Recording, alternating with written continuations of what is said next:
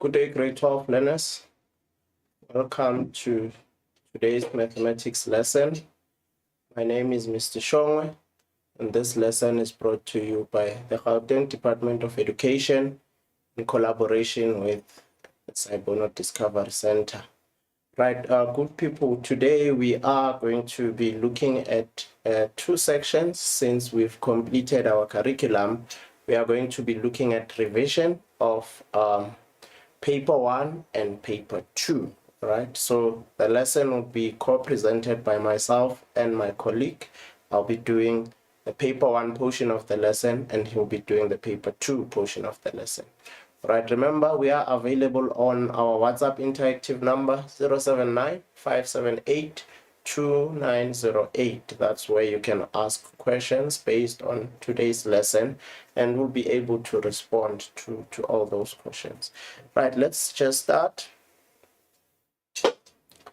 All right, obviously we will be writing paper 1 in the next few days. I think it's about 8 days from today, or 6 days, 6 school days, okay? If we don't count weekends, that's when you'll be writing your paper 1.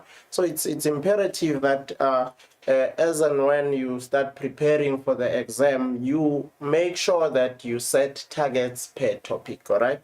So this is mark distribution and target setting. To get a minimum pass, if you look at the marks that are highlighted red, those are marks that you need to get, or you can target, in order for you just to get a minimum pass. Remember, you have to set a target per topic, all right?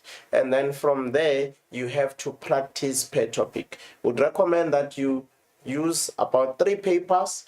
You target a specific topic. Let's say, for an example, on algebra, your target is 15 marks. You write the first paper out of the 3. You check whether you are reaching your target of 15. If not, then it means you have to go back and practice your algebra until such a time where you can reach your target. And if it happens that you are able to reach your target for algebra on the first paper, you go and write the second paper. If you manage to reach the target again, you can go to the third paper. If you reach the target again, then you'll say, I think I am done with algebra. I can move on to patterns and sequences. You are going to check again the 3 papers. If you meet the target, you can move on to another section.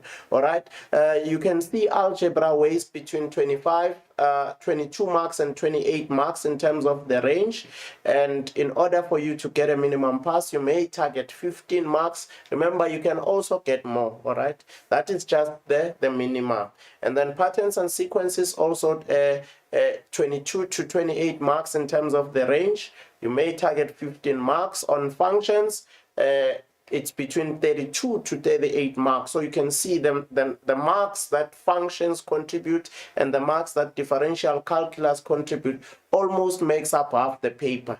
Both the sections make about 45% of the paper. So those are the sections that you need to prioritize in terms of practicing. Make sure you practice more of those sections because they weigh more. Okay, on functions, you may target just 15 marks.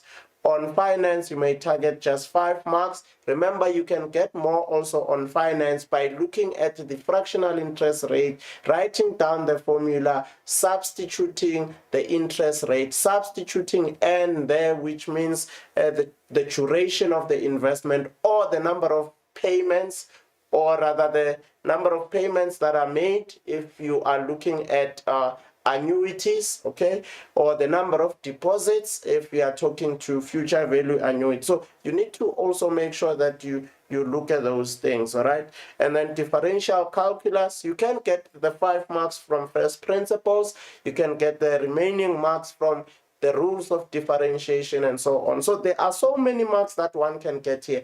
10 is just a bare minimum, all right? So you can check as you go on. Probability and counting, you just did it. It weighs between 12 to 18 marks, 10 marks. all right? As a minimum, you can get, if it happens that you are able to reach your target, remember, set your own. This is just what we have here, is just the guideline, all right? This is just the guideline. You can set your own target. But if you want to get a bachelor pass, then you can actually look at the targeted marks here for the bachelor, which means you have to increase the minimum target that you set out, all right? So, but today we are just going to look at the section that I've highlighted. You can see I've highlighted this section. So this is the section that we will be looking at today, sequence and series 4 for paper 1, okay? Now, by the end of this lesson, you should be able to do the following. You should be able to use the checklist that we made available on sequence and series for you to check your progress as far as preparation for the exam is concerned, okay? And then from there, you have to revise paper 1 and with a focus on sequence and series, all right? And then from there, we'll turn focus to paper 2. We use the checklist on Euclidean geometry to check the progress on the section before your prelim exam. And also you have to revise Euclidean geometry, all right, for today. So those are the lesson objectives for today, all right? Obviously, this is the information sheet, all right? These are the, can see that these are the ones that we use for finance, all right, together with these ones, all right? So these are the formulas that we use for finance, okay? But for sequence and series, these are the formulas that we use for sequence and series, all right? So our focus would be on these formulas there, all right? The focus would be on those formulas for today, all right? Obviously, it goes on. These are used mostly in paper 2, okay? And these also trigonometry in paper 2. But remember, there can be integration of concepts. That is why in paper 1, we give you the same information sheet that we give you in paper 2, because topics can be integrated, all right? We move on now to the checklist. Now, what is important, good people, about this checklist is that before you go and look at the papers, write the papers, you go and practice first using your classwork book, all right? Using your classwork book, because that's where the questions were scaffolded nicely using the textbook, okay? You go and practice using your classwork book. If you feel that now you are confident to go and write the 3 papers, okay, on the section of sequences first, all right? You write them topic by topic, all right? Only topic by topic. And then from there, when you feel you are done preparing, you go to the checklist, okay? You go to the checklist and check whether you've covered all the concepts that are needed for you to pass the examination, or for you to say you have completed this topic. So now, the first one would be solving problems involving arithmetic sequences. If you've done that, then you can put a tick on your checklist, all right? And then solving problems involving geometric sequences. If you've done that, then you can put a tick on your checklist, all right? Please, if you don't have a checklist, do request your teachers to make the checklist available, right? It's a provincial strategy. The checklist is available to all schools, okay? So if you haven't received it from your educator, it might be delayed. Please go and ask your educator to make the checklist available. If not, please ask the educator to escalate it to the SES. The SES will make the checklist available. All right, solving problems involving quadratic sequences. So you have to also look at the quadratic sequences. Solving problems involving combined sequences. Sometimes they combine arithmetic and geometric sequences, and they want you to work around that. The problems are there in your textbooks. The problems are there in past papers. Please, if you haven't covered the concept, go and look at it. Proving the sum to n terms of an arithmetic sequence, that's very, very important, all right? It's bookwork. You should always make sure you get into the exam knowing how to work out these proofs. Also with geometric, if you are done looking at the proof to the geometric sum, all right, series, or series to rather, you Go and prove it. Once you've done with the proof, you can then put a tick on the checklist to say, I'm done with this one. All right. Moving on.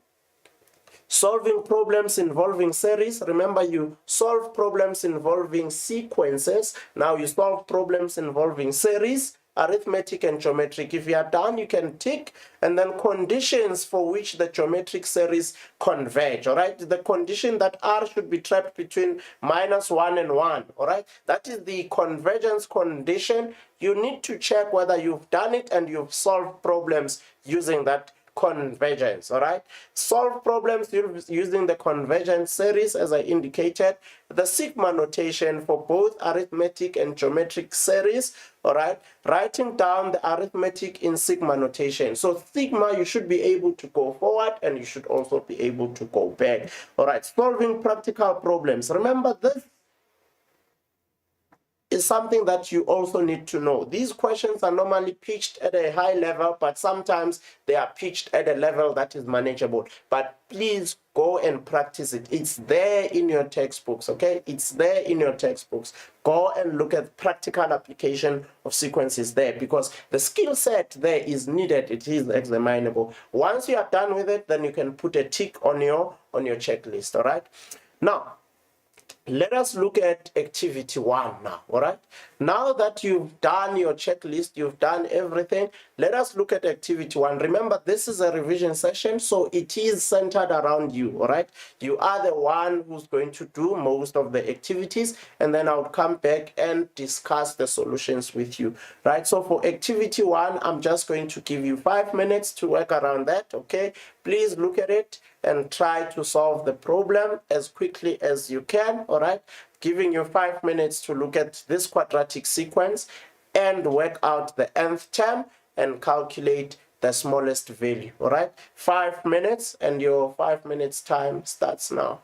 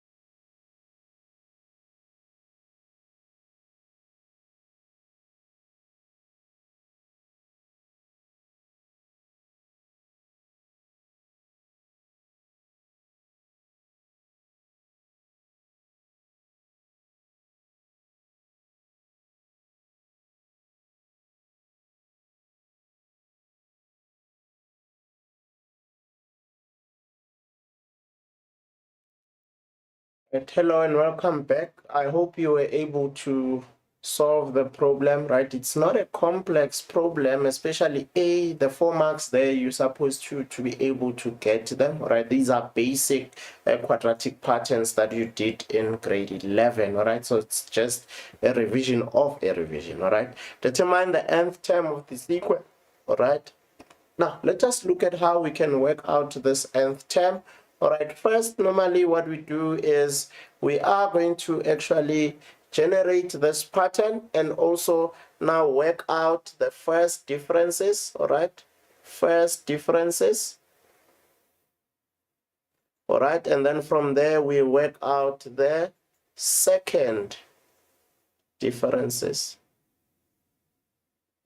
All right, we know for a quadratic pattern, the second differences are constant. So to generate the nth term, normally we associate this with what? 2a. So we say 2a is equals to 6.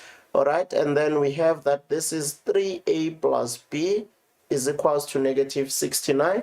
All right, and then we have that this one is associated with a plus b plus c, which is equals to 69. All right, so that's how we are going to solve and get the parameters, because remember, the general term of a quadratic is given by an squared plus bn plus c. It's quadratic, right?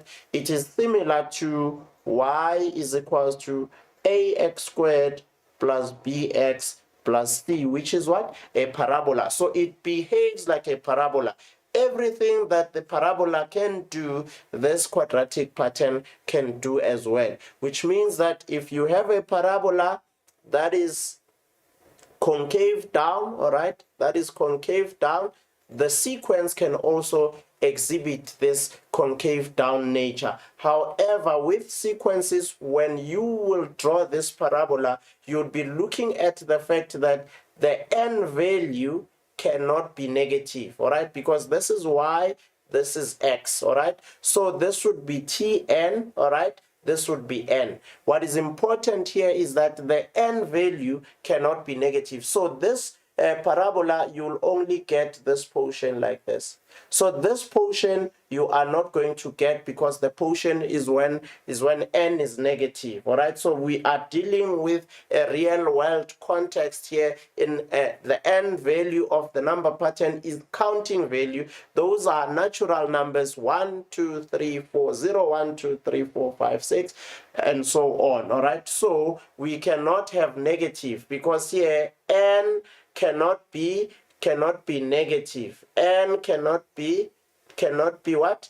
Negative. There cannot be less than, or it cannot be less than 0. N cannot be negative. All right, but with a parabola, x can be negative. So those are things that you need to look out for. You need to always be careful in case the pattern is examined graphically, or they ask you to draw a graph that represents how the pattern behaves. So you need to be very, very careful on that. Do not think that because it was never asked before, it may not be asked this time around. So those are things that you need to know how to apply as you work with your mathematics. All right, so going on with that, we said 2a is equals to 6. If you divide both sides by 2, you get a is equals to 3. So we are done with a. We get a mark for a, just 1 mark. All right, and then 3a plus b is equals to negative 69, as I indicated. So it renders this substitution 3 into 3, because we've worked out a as 3, and then from there this makes b to be equals to negative 78. So you get another mark here for the value of b. Now we are left with the value of c. All right, a plus b plus c, as I indicated, is 69.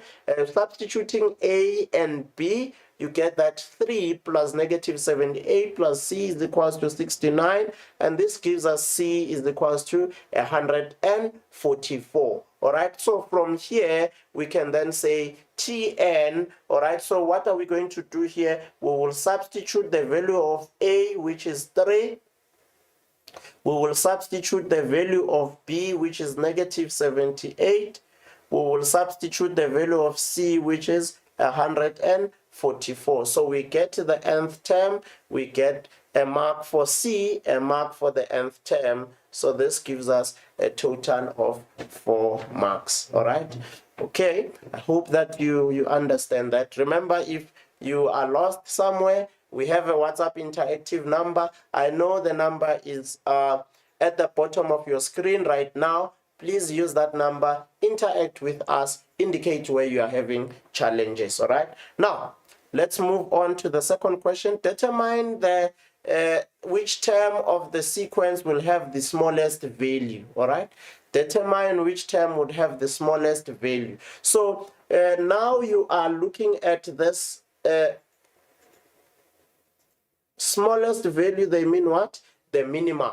All right. Which means that now, if you look at this, because the pattern is quadratic, which means that it has ability to have what? The maxima or the minima. Just like a parabola has a minimum value and what? A maximum value, depending on its shape, whether it is concave up or it is concave down. All right. Now, in order for us to get the smallest value, we can use any of the 3 methods. We can use the method of what? The axis of symmetry, right? Because it's a parabola, it's a quadratic function. We can work out its axis of symmetry, and that axis of symmetry would allow us to get the smallest value. But if they say which term, it means that the value of the axis of symmetry is the value that would give us the smallest term or the minimum term. Or we can also use differential calculus. Remember, if we differentiate and we equate the derivative to 0, then we are working out what? The value that gives us the minimum or the maximum. Or you can also complete the square. All right. Or you can complete the square to get the value that gives you the minimum as well as the minimum value there. All right. So obviously, as I indicated, to determine the smallest term, 3 methods can be used. 1, we can use calculus, all right. 2, we can use completion of the square, that is number 2. Number 1, we can use calculus. Number 3, we can use what? The axis of symmetry, all right. Let's see here, we adopt calculus, all right. By calculus, what are we going to do? Let's look at the nth term. This is the nth term, all right. And you can see that a is equals to 3, which means that a is greater than 0. So the graph should be concave up. So if it is concave up, it contains what? A minimum value. All right? It contains a minimum value. You can see we are integrating this with what? With quadratic functions. All right? So now what we do is we work out the Tn, dn using calculus. We differentiate. We get 6n is 78. For minimum, the derivative is 0. We equate the derivative to 0. We then have 6n minus 78 is equals to 0, which means n is equals to what? 13. All right. Alternatively, you know that you can use what?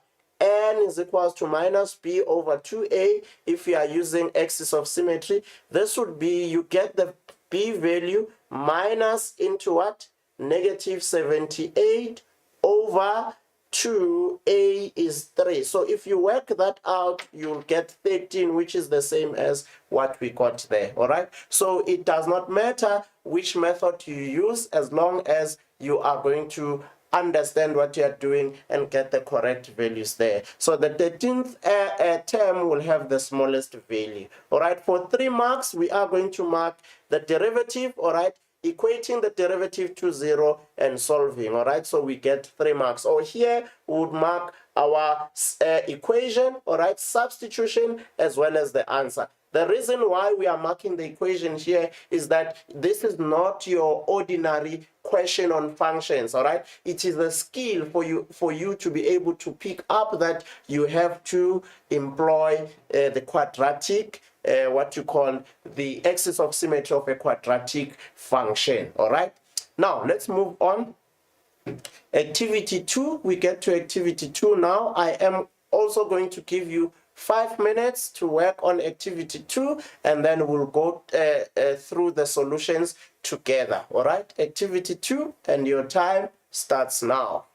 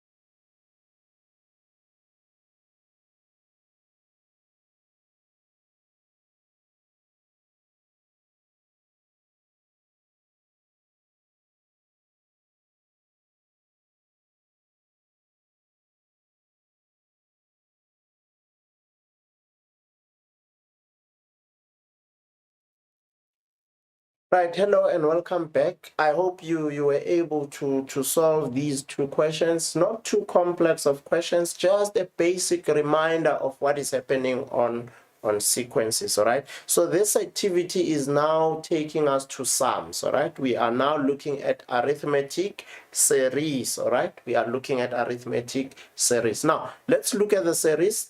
Given the series 3, 15, and 75. So we are looking at both arithmetic and geometric series now. We are done with quadratic sequences. So given the sum of the first, calculate the sum of the first 7 terms of the series, all right, and then the next one would be for us to evaluate that sigma, all right, sigma notation. All right, now, so let's check now. First things first here, we identify, if you check here, we check because they did not tell us whether it's arithmetic or geometric. So first things first, you are going to actually look at it and say, let me check whether it's arithmetic by looking at T2 minus T1, T3 minus T2. When you do that, you get that it is not arithmetic. When you check whether it's geometric, you will say for arithmetic, if you check whether it's arithmetic, you would say 15 minus 3 is it equals to 75 minus 15, and you can see it's not equals to. And then you check 15 divided by 3, is it equals to 75 divided by 15? Then you work out that, oh, I get 3 here, I get 3 there, so I have my value of what? My value of R, which means that it is geometric. So we've calculated R, we get that R is equals to 5. Then we get a mark for calculating R. Then we know we are adding n terms of a geometric sequence. Then we can actually use the sum to the n terms of a geometric series, all right? So we can see here, we substituted A, which is 3, all right? R, which is 5, and N, which is 7, because we are told that it's 7 terms. So we're going to get another mark here for substituting into the correct formula, and then we get a mark for the answer, all right? I hope that you were able to get this one correct, all right? Now, 2.2, it is for us to evaluate the sum, all right? So we are on the summation. The first thing that we need to do when we work with summation is to expand, all right? How do you expand? Where you see K, you put 1 here, all right? And then it's 3 into 1 plus 1, that gives us 4, all right? And then 3 into 2 plus 1, that gives us 7, all right? And then you do the same to generate the 10, all right? But you know this is the lower index of summation, this is the upper index of summation, which means if you want to know how many terms were added, you take top minus bottom plus 1, all right? So that is how you work out the number of terms of an arithmetic or a geometric series when given the series in sigma notation, all right? So we go and because we've identified now 4, 7, 10, the difference here is 3, the difference here is 3, so you can see that we are working with what? With arithmetic series, all right? It's an arithmetic series, so we use the n terms of an arithmetic series, the correct formula there, all right? If you substitute there, you get that this is 50 over 2, 2 into A plus 50 minus 1D, all right? So now, how did we get the n? Remember, n, we say top, it's the top upper index of summation minus what? Bottom, which is the lower index of summation, plus 1, all right? Because the lower index is included, all right? Because the lower index is included, so that is why we add 1 to include it. That is how we got the number of terms. So which means that now here when we are allocating marks, we are going to allocate marks for the expansion, we are going to allocate marks for substitution into the correct formula, the value of D, as well as now the answer, all right? So you get 4 marks for your trouble there. All right.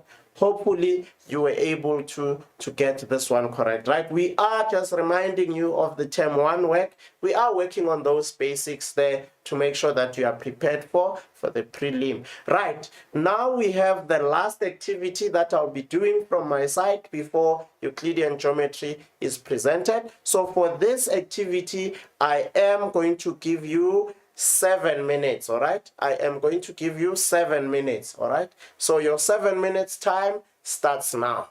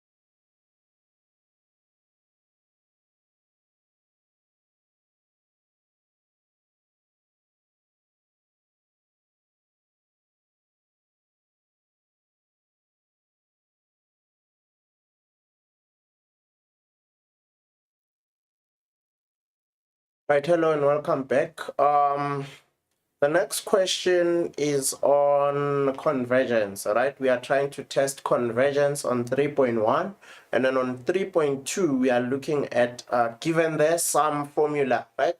Sometimes when you are given the sum formula, you struggle working out the solution. So we thought, let us try this out in our lesson and see whether you still remember how to work around when you are given the sum formula. All right, hopefully you were able to get the marks here, because these are just basic questions that everyone needs to know and everyone needs to be comfortable working around. These are level 1 and level 2 type questions. All right, okay, now given the geometric series x squared over 3 plus x cubed over 9 plus continuous, all right, for which values of x will the series converge, all right? For which values of x, so you need to know the condition first of convergence for you to be able to solve this question, all right? Now let's check. First things first, we know for us to speak to convergence, it means that the series should be geometric. So the question whether it's arithmetic or geometric falls out the window, right? We do not have any arithmetic series that converges, all right? All the series in arithmetic are diverging, all right? It's only in geometric where we have some series to diverge and some to converge to a specific value, all right? So now we work out the value of r. How do we work out r? We are going to say t2 divided by t1, which is r, all right? What is our t2? X squared over 3 divided by x, all right? It's a fraction on a fraction, so this becomes r is equals to, it's x squared over 3 times what? 1 over x. I work out the tip and times there because it was over 1, so I will then reciprocate that. So now I will have that this would be x over 3, all right? That is r. So that is the value of r there, which is x over 3. And then from there, for the series to converge, r should be trapped between -1 and 1, all right? So now because we have r, we can then substitute the value of r, which was what? X over 3, all right? So if we substitute it there, then we get that this specific series will converge when x over 3 is trapped between -1 and 1, and then from there we multiply by what? We multiply by 3, all right, throughout. Why are we multiplying by 3? Because we want to actually remove that denominator, all right? So because it's division, the inverse of division is multiplication. So that is the only way we can deal with that 3. So if you multiply by 3, you see that x is trapped between -3 and 3, all right? So how are you going to get the marks there? Yeah, this is the second mark here. This is the third mark. So the first mark is to get for calculating r. The second mark is for putting r on the convergence condition, and the last mark would be for the answer. So for your trouble here, you are going to get 3 sweet marks, all right? So moving on, let's go to 2.2. Calculate the sum to infinity of the series if x is a third, all right? So you are given the value of x, which is a third. If you want to, you can substitute the value of x here to get the series which is independent of x. That is one way to do it. And then from there, you calculate the sum to infinity after that. Another way to do it would be, you can actually work out the sum to infinity in terms of x. I'll substitute the a value, all right, and I'll substitute the r value. So in terms of x, that would be x over what? 1 minus x over 3. So this is the series in terms of what? The series in terms of what? Of x. All right, the sum to infinity in terms of x, sum to infinity in terms of x. So from here, we can then substitute the value of x because it was given as a third. Substituting the value of x there, this gives us now sum to infinity as 3 over 8. All right, hopefully you got that one correct. All right, so now we are going to look at now the value of r without x there. All right, substitution into the correct formula and then the answer there. So that would be for 3 marks. So you'll get a sweet 3 marks there for being able to work out that sum to infinity. All right, now let's move on to the last portion of this question, which was about the sum formula. Given the sum formula, determine the 11th term. All right, remember, every time you substitute, if you substitute s sub 1 here, you get 2 into 1 squared plus 9 into 1. You are getting the sum of the first term.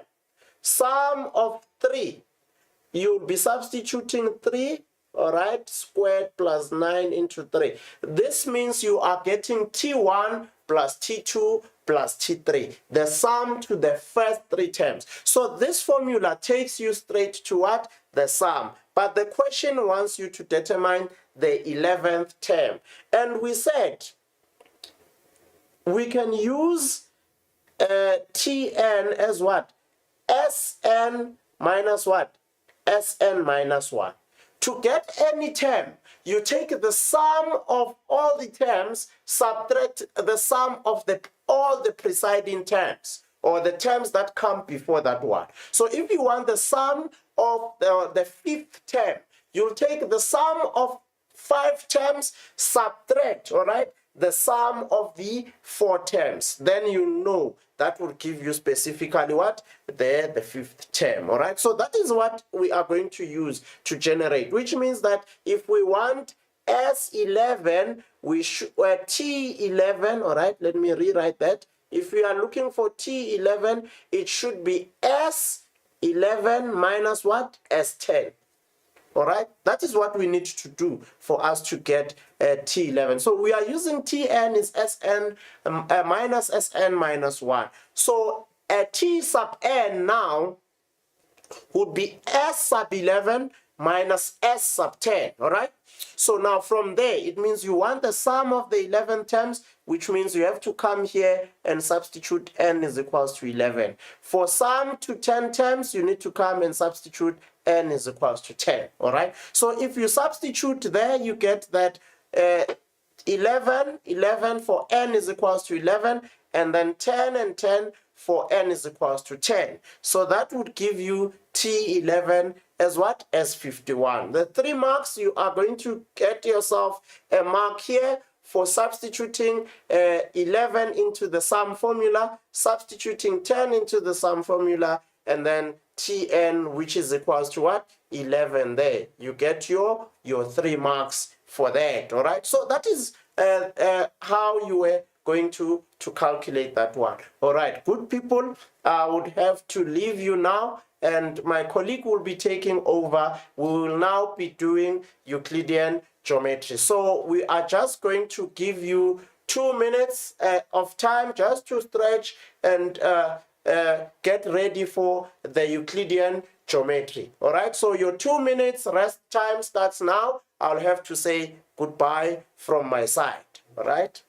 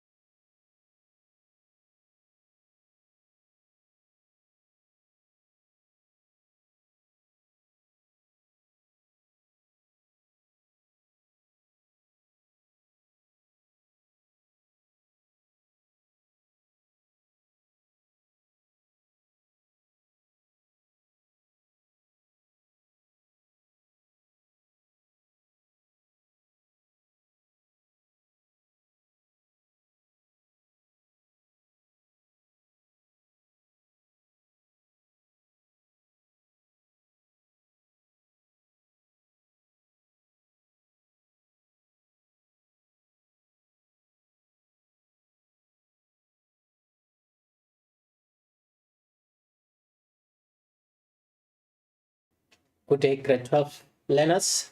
Yes, we now move over to Euclidean geometry. I hope you have managed to stretch and relax.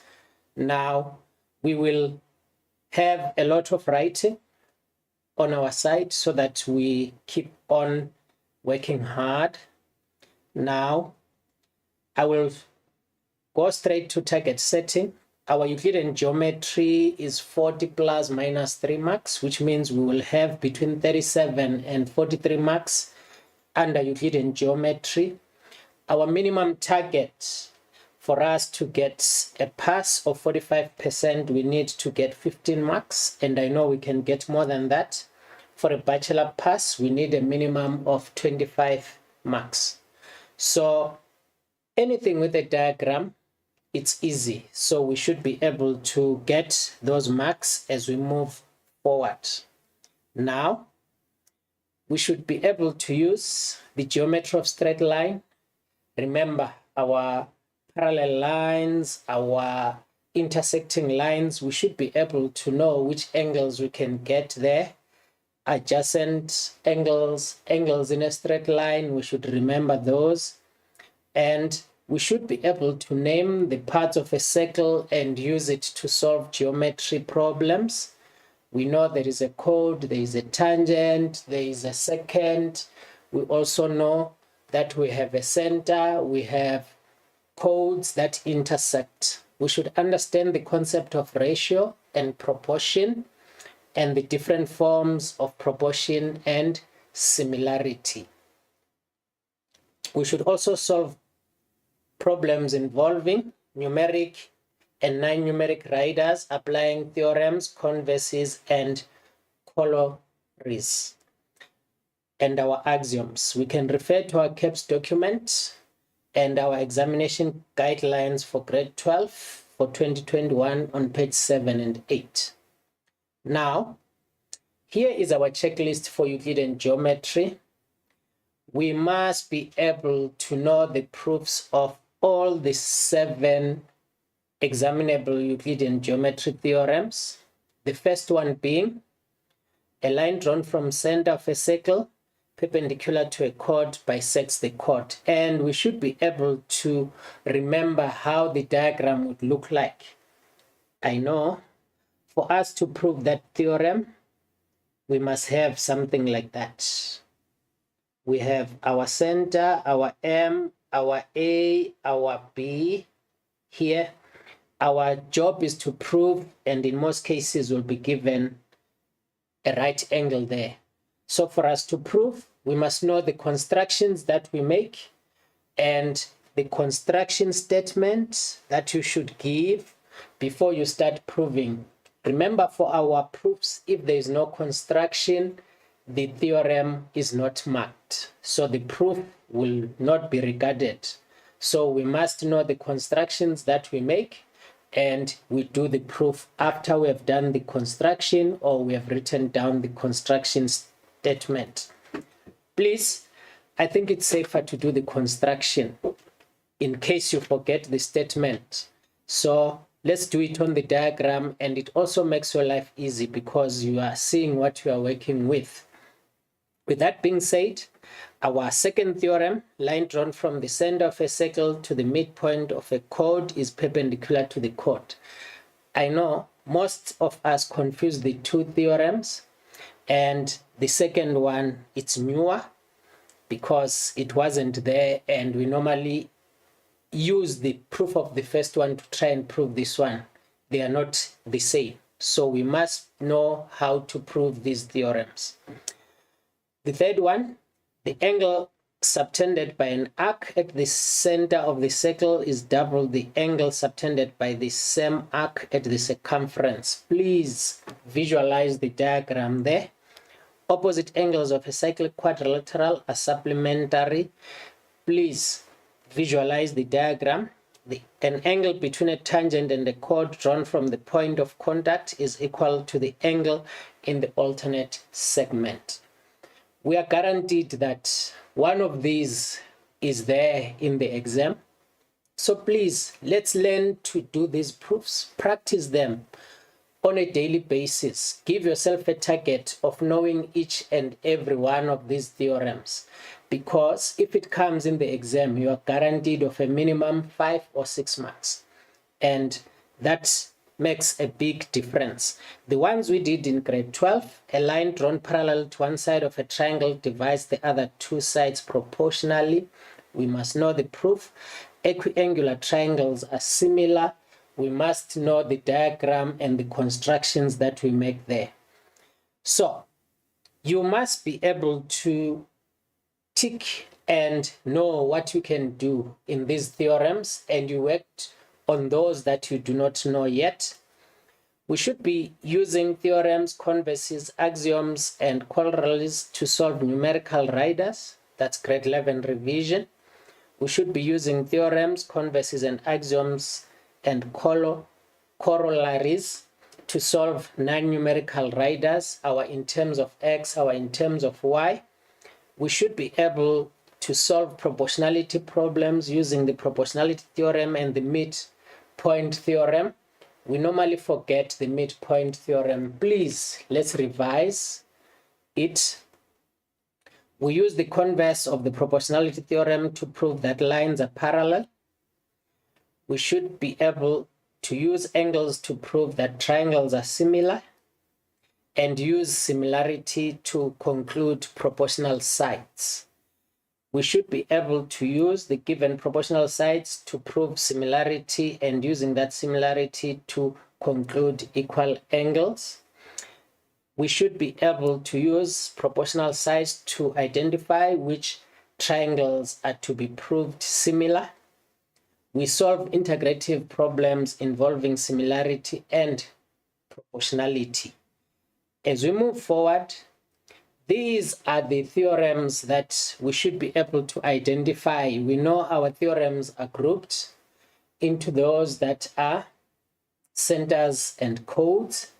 We also have the ones that deal with cyclic quads, and we have a group that deals with our tangents. We should be able to identify the theorem, and it makes our life easy, because once you identify the theorem from the diagram, your reason automatically comes, and it makes solving the problem easier. So let's go back and we visualize all the theorems. What are you seeing? And you associate that with the reason from your theorems, as well as the reasons from our examination guidelines. Please, we do not change the reasons. We have to write them as they are. Now, I will proceed. Here is our first activity. I will give us 6 minutes to solve that problem.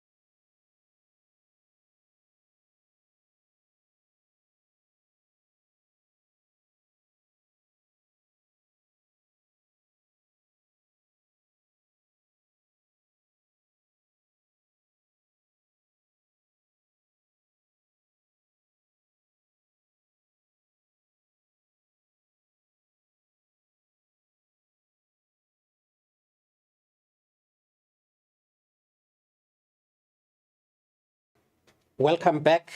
It is always important to read and you analyze the diagram so that you are able to see which theorems you are able to use. In the diagram, P, M, T, and R are points on the circle having center O. PR is produced meets MS at S. There are D, OM, and OR, and the chords MT and TR are drawn. T1 is equal to 148 degrees. PMO is 18 degrees.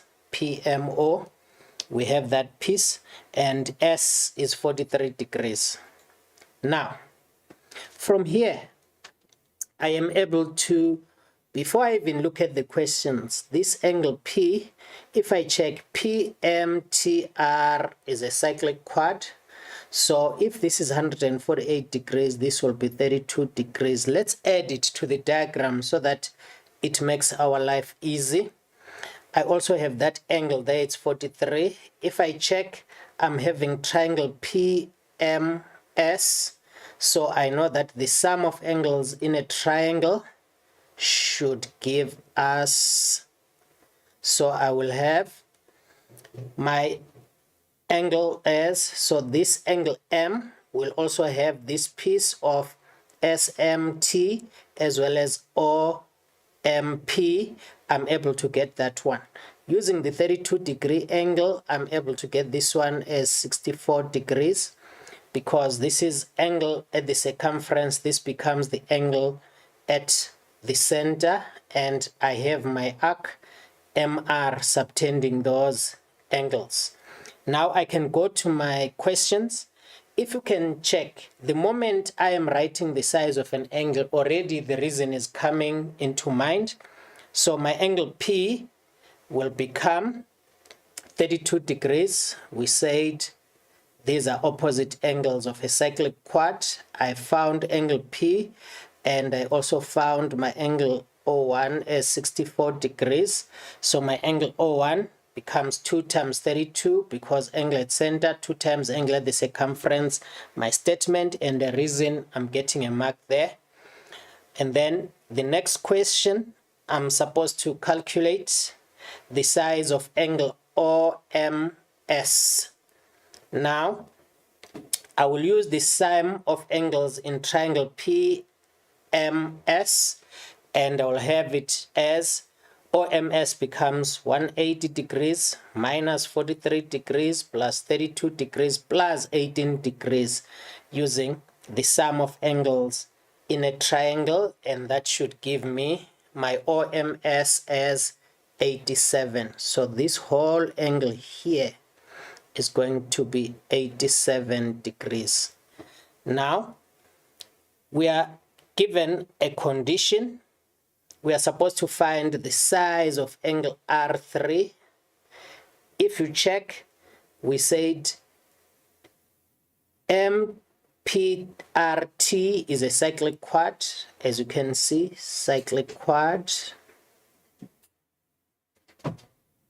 So if it is a cyclic quad, we are supposed to find the size of angle R3. Our R3 should be equal to that angle PMT, because that's the exterior angle of a cyclic quad is equal to the opposite interior angle. But remember, when we calculated our angle OMS, we included this piece, which is TMS, and we are told that this angle here is 6 degrees, which means for us to find the size of R3, we must find the size of angle PMT, which will be 87 plus 18 degrees minus the 6 degrees, because this 6 degrees is included in the 87 degrees, and this will give us our angle as 99 degrees. So our angle R3 becomes 99 degrees. It is equal to that one.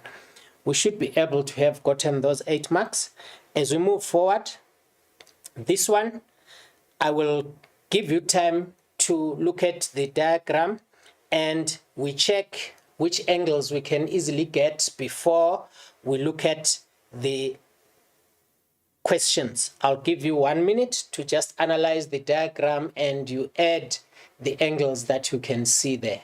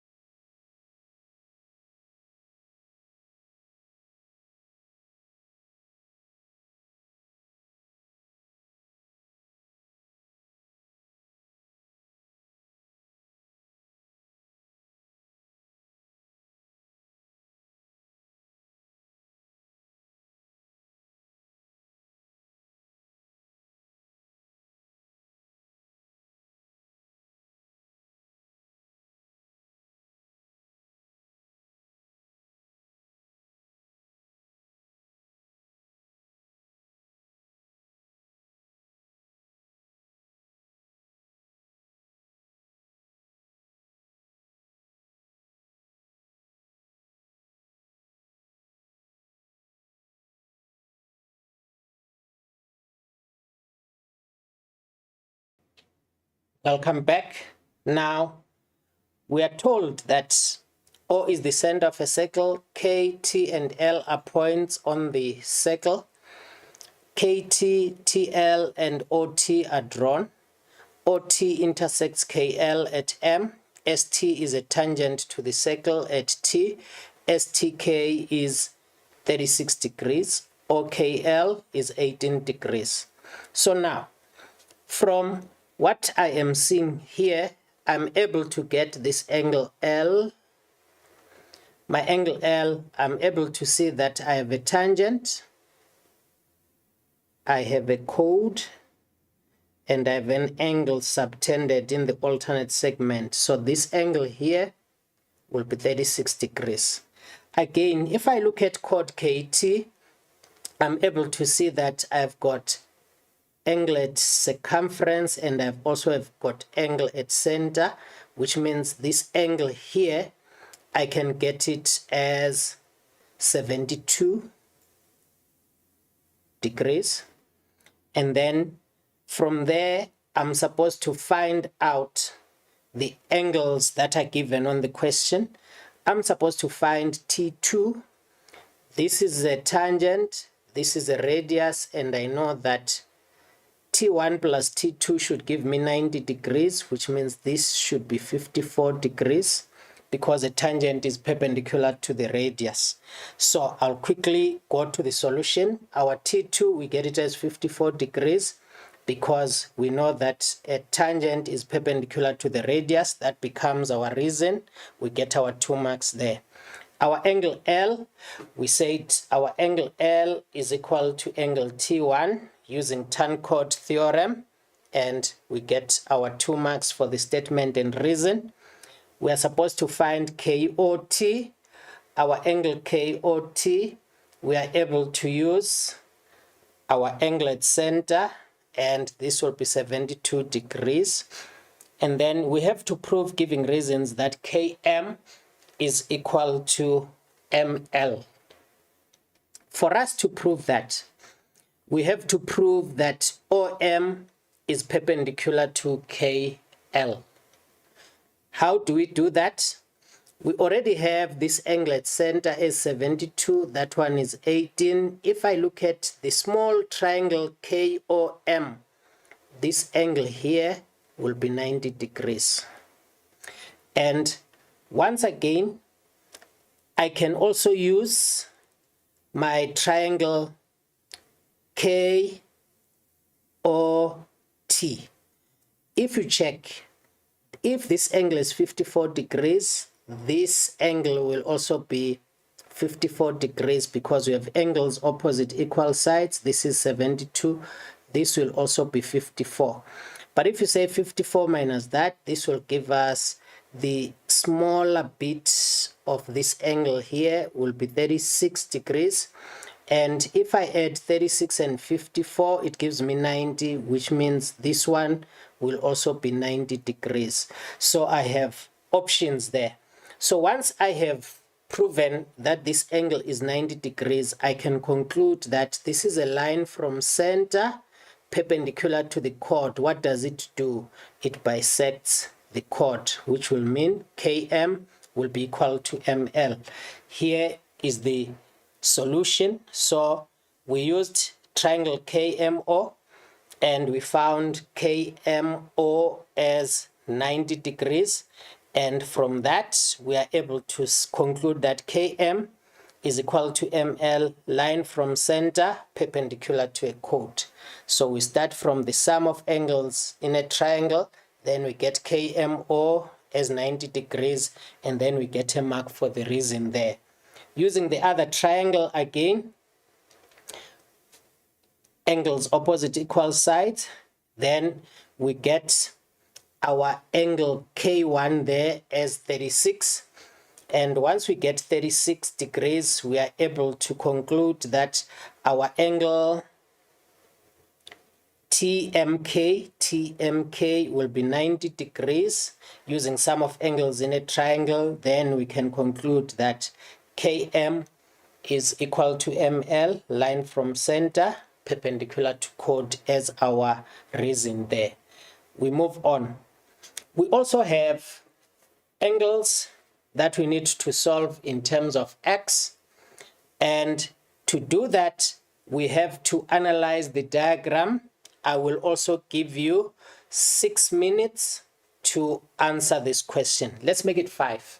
We can finish in 5 minutes there.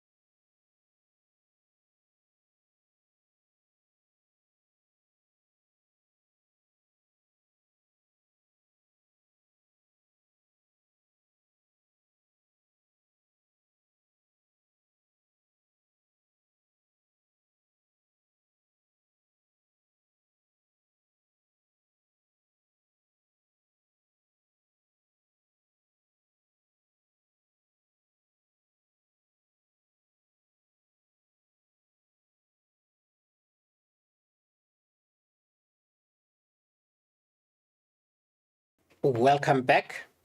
Now, as we read the statement in the diagram alongside, the circle passes through A, B, E. A, B, C, D is a parallelogram. So this is our parallelogram. We are able to see that opposite sides are parallel and equal. That's our parallelogram. BC is a tangent. We are able to see BC, which is also the other side of our parallelogram. And AE is equal to AB, and it's indicated on the diagram. If it's not, you indicate it so that you are able to see. C1 is equal to X. We are supposed to give a reason why B1 is equal to X. Our B1 is here. Now, if I look at this line BC, I'm able to see the letter F there. So it means this will be equal to that. These are corresponding angles because I'm able to see that they are on the same side of our parallel lines. So BC becomes a transversal there. Now we move on.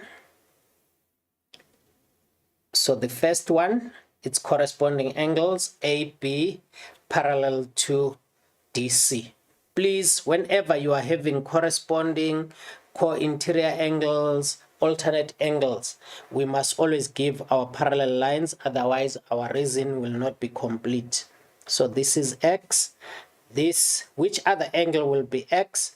I'm able to see that my AB is a chord, and I'm able to say my E2 will also be X. My B2 will also be X because my E2 is equal to my B2, angles opposite equal sides. I now have 1, 2 angles. Which other one will be equal to X? We will see as we move along. So let's identify those angles that are equal to X. I'm able to see that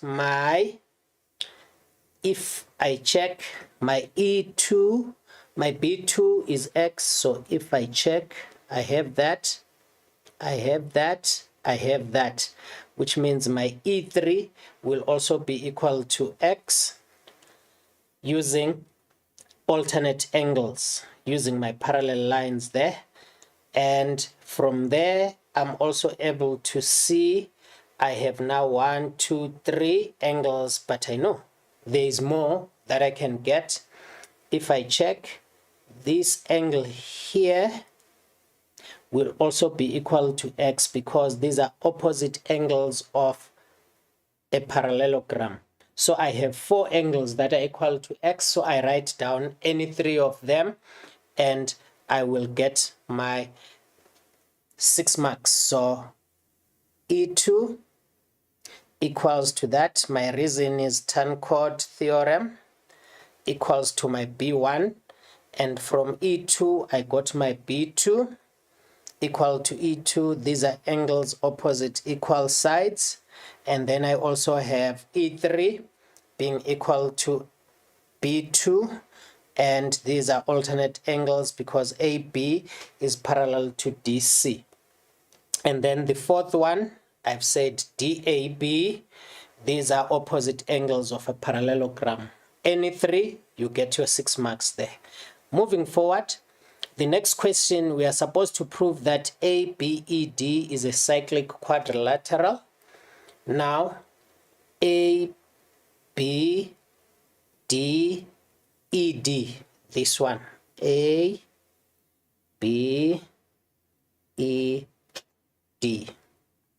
Now, remember what we have said.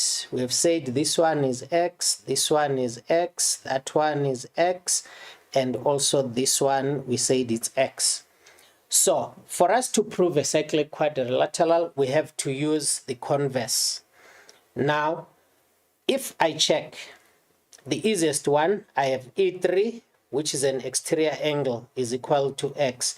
It is equal to the opposite interior angle there, and that's the converse, the exterior angle of a cyclic quad. I can use that to do the proof. Or if I look at my angle D, because these are co-interior angles. D and DAB are co-interior angles. They are between parallel lines. This is X. This becomes 180 minus X because they are co-interior angles. And then from there, if I add B2 and D, I will get 180 degrees. So I will have opposite angles of a cyclic quad that are supplementary there. They add up to 180. That's another way of proving. The one I discussed first is the DAB one being equal to X. And I have also said these are opposite angles of a parallelogram. And I am able to see that my E3 is also equal to DAB equal to X. This becomes the converse of a cyclic quad. So they like these questions and we must be able to get them. For 3 marks, you get your 3 marks there. If you check the proof of a theorem, if you have one that you know and it comes, it means you'll have about 5. You get this right, you have about 9. Already you'll be having about 14 marks. So you need to just add. As you get these 6 and the other numerical ones, you should be able to get the 25 marks that we targeted there for us to get a bachelor pass. As we move forward, we move on now to our proportionality theorem. A line drawn parallel to one side of a triangle divides the other 2 sides proportionally. And we know what we talk about. We know that our AP over our PB should be equal to our AQ over our QC. Also, our AP, we can take our AP over our AB should be equal to our AQ over our AC. As long as we take the sides that are on the same side of the triangle, we will always get the same proportion. Now, so we conclude that AP over PB is equal to AQ over QC. That's our proportionality theorem. A line drawn parallel to one side of the triangle divides the other 2 sides proportionally. And we are going to use this theorem.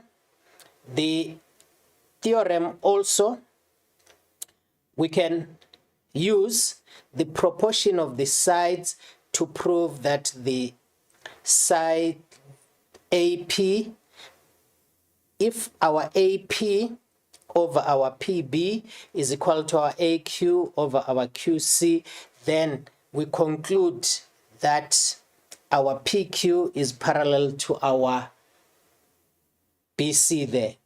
So that is the converse of our theorem. So here we conclude that PQ is parallel to BC. Line divides the 2 sides of triangle in proportion. Now, we are given this question and we are supposed to quickly go over it because in the interest of time, I will go over the question with you so that we are able to apply and see the use of this theorem. So in the diagram alongside, BC is 17 units, where BC is a diameter of the circle. The length of the chord BD is 8 units. The tangent at B meets CD produced at A. So you are able to see that AB is a tangent, and we know that a tangent is perpendicular to the diameter. And also, if BC is a diameter, you are able to see that our angle BDC will also be 90 degrees. If BDC is 90 degrees, it follows that EFC will also be 90 degrees because our BD is parallel to our EF. We have corresponding angles there. So these ones will be equal. Now, we are supposed to calculate the length of CD or DC. if you check, our angle D is 90 degrees. So which means we are having a right angled triangle BDC.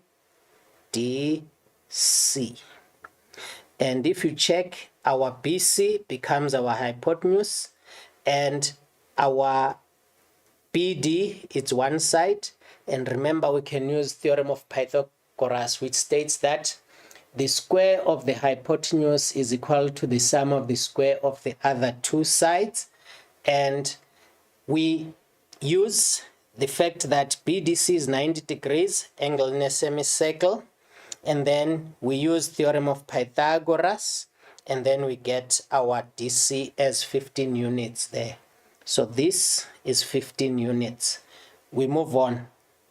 We are supposed to calculate with reasons the length of CF if we are given that E is a point on BC such that BE, the ratio BE to EC is 3:1.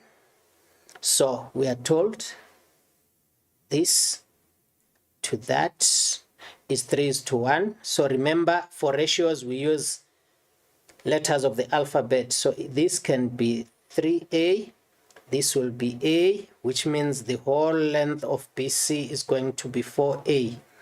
And I know that because I have a line parallel to the third side of the triangle, this, if I choose to use B, this will also be 3B, which means the whole side becomes 4B, like that, because the sides are in proportion.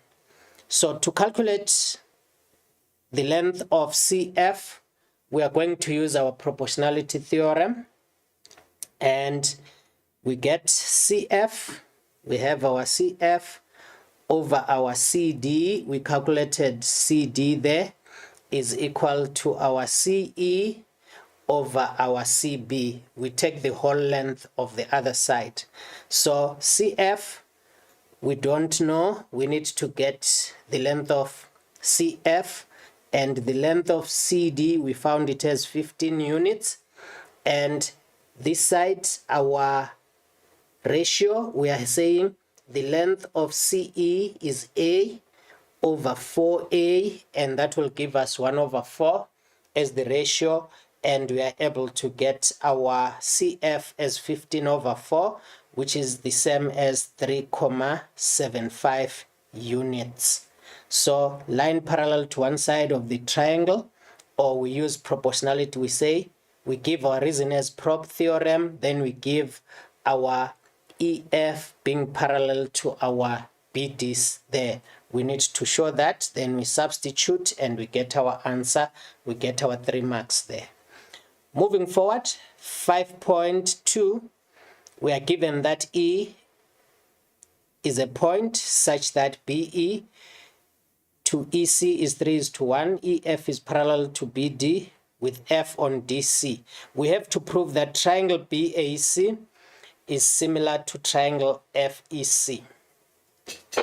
Now, this is my triangle FEC, and I have my triangle BAC.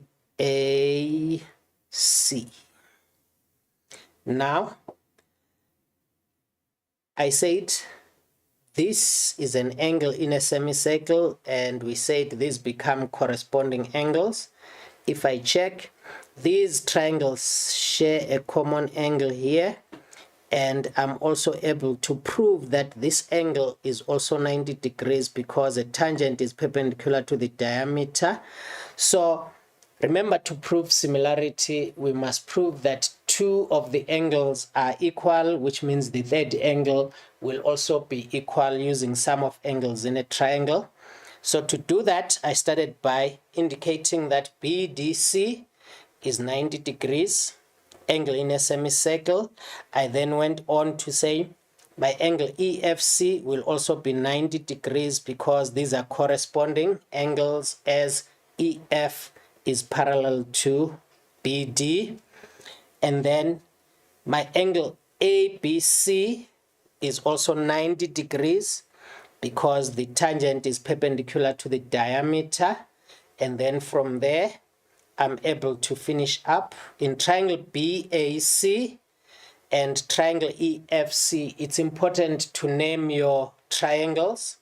You are able to see that our angle ABC is equal to EFC, and our angle C becomes a common angle. Therefore, I'm able to prove it follows. I have this angle here being equal to that one. I have a common angle. It follows that my angle A there will be equal to my angle E there. So the two triangles are similar. Order is very important. So we are saying triangle BAC is similar to triangle FEC using angle as our reason. We get our 5 marks there. Now, the next one. We are supposed to calculate the length of AC. We've proven that the two triangles are similar. Triangle BAC is similar to triangle FEC. So with that being said, the length of EC is going to be 17 over 4 units. The length of this EC, sorry, it's 17 over 4 units. It's a quarter of 17. And we are able to use similar triangles. We have proven that triangle BAC is similar to that one. We know that triangle BAC is similar to triangle FEC. We know that BA over that should give us the same as AC over EC, which will also be equal to BC over FC. So we want to find the length of AC, so we take the side that is AC. Our AC over EC is equal to our BC over our FC, and then we substitute and we should get our AC as 19.27 units. We get our 4 marks there. The proportion, the substitution, and the reason as well. We should give the correct reason why we are saying the sides are in proportion. 5.24, we are supposed to write down, giving reasons, the radius of the circle passing through points A, B, and C. So this is an imaginary circle that is not there. It has to pass through A, B, C. We want to write down the length of the radius. What do you see? We have said our angle B is a right angle, so which means our AC becomes the diameter for this circle, as it is from one part of the circumference to the other part, and it subtends an angle of 90 degrees at the circumference, which means we have found the length of AC, which means the radius will be half of AC there. And that's how we write our solution. AC is the diameter of the circle passing through ABC, because the reason is the chord subtends, AC subtends an angle of 90 degrees, or we say the converse of angle in a semicircle, and the radius is going to be half of 19.27, giving us 9.63 units. We get our 2 marks there. Now, in summary, we always have to analyze the given information to identify which theorems can be used. Always link the statement to the correct reason. And as candidates, you can see, I always add information to the diagram. Please do the same so that you are able to identify what can help you get the next angle there.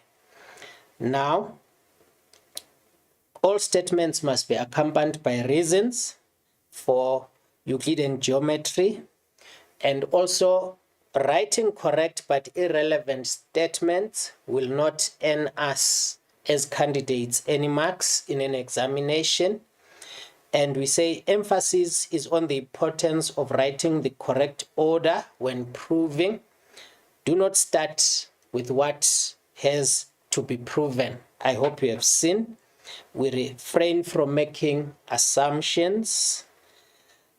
On our next lesson, we will be looking at the revision for our paper 1. And thank you for watching. Have a good afternoon.